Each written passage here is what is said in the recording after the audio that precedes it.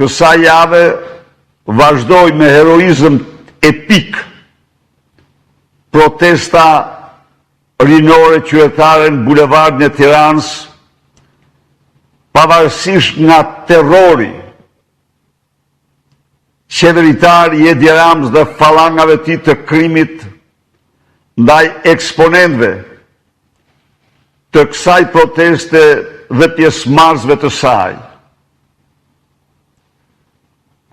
Kryengritja paqësore e rinisë dhe qytetarëve shqiptar vazhdoi e pamposhtur,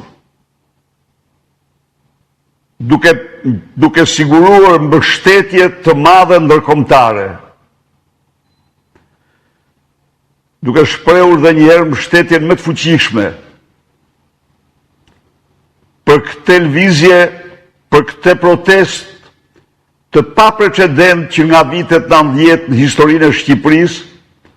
ftoi çdo demokrat të marrin pjesë në frymën e saj si qytetar, të bëjnë gjithçka për suksesin e saj. Së fundi, Edi Ramës, narkodiktatorit të Tiranës, po i del boja në të katër anë të botës. E vërteta është që mediat prej shumë e shumë kohësh dhe në veçanti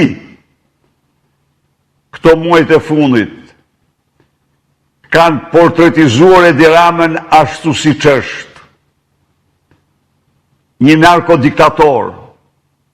një njeri që s'njeh ligj as kushtetut,